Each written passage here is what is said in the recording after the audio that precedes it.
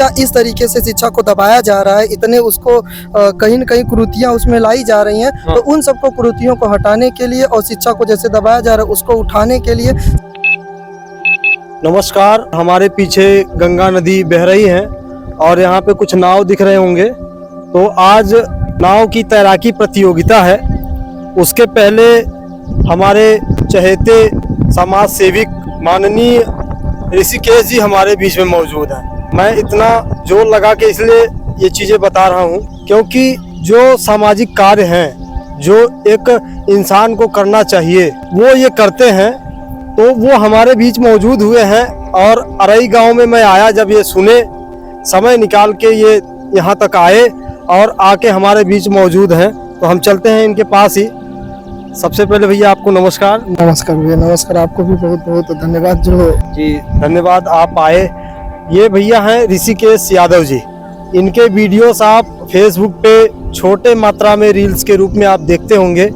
इनके पास जो बच्चे पढ़ते हैं, जो ट्रेनिंग लेते हैं, वो एकदम हंसते हुए, मुस्कुराते हुए, खेलते हुए, एकदम दुलार प्यार से शिक्षा ग्रहण करते हैं।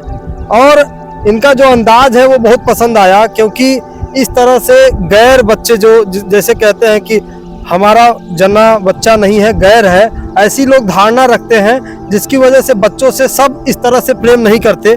बहुत बर्दाश्त करते हैं बच्चों को, तो 10 मिनट 5 मिनट बर्दाश्त करते हैं उनकी शरारतों को। लेकिन आप कई सालों से बच्चों को प्यार दुलार से खेलते कूदते उनको पढ़ाने का काम करते हैं। ऐसी प्रतिभा कैसे उत्पन्न हो पाई आपके अंदर, थोड़ा सा लोगों को बताएं ताकि लोग समाज में जो इस तरह की चीज़ें चलती हैं उसमें सुधार आ पाए। कहीं ना कहीं देखिए, जो बच्चे हैं, बच्चों को हमेशा खेल के भावना से उनको खिलाना चाहिए और खेल के भावना से कहीं ना कहीं उनको क्या करना चाहिए, पढ़ाना चाहिए। तो हमारा कहना है कि ये खेल है। बच्चों को जब हम पढ़ाते हैं तो बच्चों को बताते हैं एक प्रकार की पढ़ाई जो है वो कहीं ना कहीं एक खेल से हम उनको जोड़ते हैं। यह खेल है और उनको बताते हैं कि ये लंबा चलेगा। ये खेल गेंद और बैट का नहीं है, यह खेल हॉकी का नहीं है। मतलब ये खेल भैया माता पिता के उस सपनों का है कि हम अपने बच्चों को कहीं ना कहीं एक उच्च शिखर पर ले जाएं। तो उस तरीके से हम कहीं कहीं चाहते हैं कि बच्चों को खेल की भावना से खिलाकर और उन तक वहाँ पे पहुँचाए। जैसे कभी कभी क्या होता है, मंजिल तक उनको पहुँचा। हम हमेशा बच्चों को कहते हैं कोई भी पढ़ाई हो, कहीं से भी पढ़ना लिखना हो, तो उनको क्या करना चाहिए, खेल से जोड़ के रखना चाहिए। क्योंकि जब खेल बच्चे खेलने जाते हैं तो जब वो हारते हैं तो उनको कहीं ना कहीं गुस्सा आता है, कहीं ना कहीं उनके अंदर एक उत्तेजना जो होती है वो उठती है, अरे मैं कैसे हार गया। अगर खेल से जोड़कर अपनी शिक्षा को ग्रहण करेंगे तो बच्चे हारेंगे भी, तो वहाँ से कहीं ना कहीं सीख लेकर नेक्स्ट टाइम जब जाएंगे लड़ने के लिए तो कहीं ना कहीं उसे अपने आप में लाइफ में आ जाएंगे। जो है वो सीरियस लेने का काम नहीं करते। क्योंकि मैं बचपन में पढ़ता था तो टीचर्स बहुत मारते थे और इतना ज़्यादा मारते थे कि मतलब बहुत रोते थे, चिल्लाते थे और पढ़ने का मन बिल्कुल ही नहीं करता था। स्कूल ऐसा लगता था कि जेल खाना है। लेकिन आपने ये धारणा बदल दी, इसीलिए मैं बहुत ज़्यादा आपसे प्रभावित हूँ कि ये वाली धारणा, जो डर वाली धारणा है, आपने बदली है। ऐसा कहीं समाज में देखने को नहीं मिलता कि शिक्षा को लेकर बच्चे उत्साहित हैं।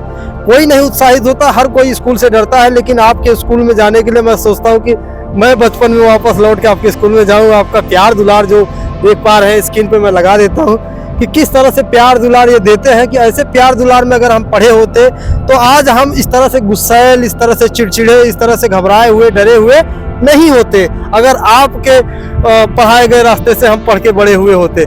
लेकिन ऐसा नहीं हुआ। पहले का समाज, अभी कई जगह गाँव में ऐसे होते हैं कि लोग बच्चों को कान पकड़ के, मार पीट के, डंडों से और गालियां देकर पढ़ाने का काम करते हैं। माँ बाप गुस्सा करते हैं, समाज के लोग दुदकारते हैं, स्कूल में डंडे से मारे जाते हैं। हालांकि अभी 10 साल 15 साल से सुधार हुआ है। लेकिन हमारे बचपन से करीबन अगर 15 साल हमने पढ़ाई की तो हमने ठोकरों के सिवा, मार के सिवा और कुछ हमारे शरीर पे नहीं गुजरा। कोई भी प्यार से पढ़ाने का काम नहीं किया। लेकिन ये जब मैं आपके अंदर देखा उसके विपरीत जो प्यार दुलार के साथ आप बच्चों को पढ़ाते हैं, ये आपको कैसे मिल पाया? ये आपने कहाँ से ट्रेनिंग ली? ये इससे मैं प्रभावित हूँ, तो आप बताएंगे तो बहुत अच्छा होगा। तो बच्चों को मैंने समझाया, बताया है कि कहीं आपका ये कोई स्कूल नहीं है, कोई आपका जेल खाना नहीं है। ये कहीं न कहीं आपका एक क्या भैया घर है। और घर के मेंबर के तरीके से हम लोग आपस में क्या करते हैं, काम करते हैं। और जिस तरीके से उनके साथ हम लोग मेहनत करते हैं ताकि उनको भी लगे कि घर का कोई सदस्य है, उनको पढ़ाने का काम कर रहा है। और ज्यादा उस पर हम लोग टॉर्चर, बोझ वगैरह नहीं देते। हम लोगों का बोझ नहीं। सबसे मेरा सवाल ये है कि आपको ये सीख कहाँ से मिली? बस कहीं नहीं, बस गांव देश के बच्चों से मिली हैं। गांव देश में जब घूमे टहले देखे शिक्षा इस तरीके से शिक्षा को दबाया जा रहा है, इतने उसको कहीं न कहीं कुरीतियाँ उसमें लाई जा रही हैं, तो उन सबको कुरीतियों को हटाने के लिए और शिक्षा को जैसे दबाया जा रहा है उसको उठाने के लिए शिक्षा का स्तर उस लेवल पर पहुंच जाए, कहीं न कहीं कोशिश है कि हम लोगों का शिक्षा एक ऐसी चीज़ है कि वो आपको अपना अधिकार दिलाएगा। शिक्षा एक ऐसा चीज़ है कहीं न कहीं जिससे आप उसे अपना हक प्राप्त कर सकते हो। शिक्षा ही है जो आपको हक दिलवा सकता है, और शिक्षा ही है भैया जो आपको सब कुछ संपूर्ण मतलब साम्राज्य में या सम्राट आपको बना भी सकता है। और मैं आपका धन्यवाद कहूंगा कि आप हमारे चैनल पे आए और एक छोटा सा इंटरव्यू दिए और लोगों को मोटिवेट किए, और किस तरह से पढ़ाई होती है, कैसे पढ़ाया जाता है, किस भावना से पढ़ाया जाता है, आप इनको देख के इनकी चैनल पे जाके अंदाजा लगा सकते हैं। अगर आपसे मिलना हो किसी को, किसी अध्यापक को, तो क्या एड्रेस है आपका? हमारा एड्रेस है सहायपुर बनकट, जेपी रिबॉर्न क्लासेस करके मेरा एक संस्था है जो सिर्फ छोटे बच्चों के लिए काम करते हैं। जो छोटे बच्चे होते हैं एलकेजी यूकेजी बच्चों को, बस उन्हीं को हम क्या करते हैं पढ़ाते हैं, बाकी और बच्चों को नहीं पढ़ाते। जिस घर में कहीं न कहीं प्रकाश नहीं होता है उस घर में हम प्रकाश को प्रज्वलित करने का काम करते हैं। तो आप हमारे चैनल पे आए उसके लिए धन्यवाद, बहुत बहुत धन्यवाद। जय हिंद, वंदे मातरम। आपका भी बहुत बहुत धन्यवाद, और जय हिंद जय भारत। हर छोटे दल के हर कमजोर व्यक्ति को पढ़ना बहुत जरूरी है। जैसे कि कीचड़ में कमल का फूल खिलता है, जैसे कीचड़ में कमल का फूल खिलता है, वैसे गरीबी में भी सफलता के फूल खिलते हैं।